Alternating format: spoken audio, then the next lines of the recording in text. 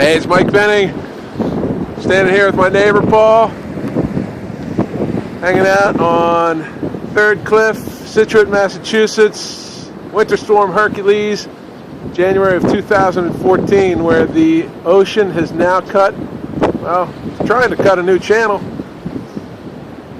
into the salt marsh in the North River. Pretty impressive to watch waves come freely over this 12-foot berm into the salt marsh. Just about high tide right now. We'll pan down to the beach, check out the rest of the spit. You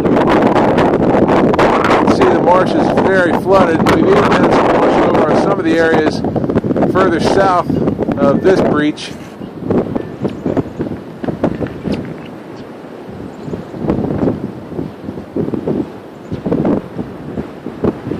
That berm's normally about 12 feet high. We got a 12-foot tide today due to the new moon.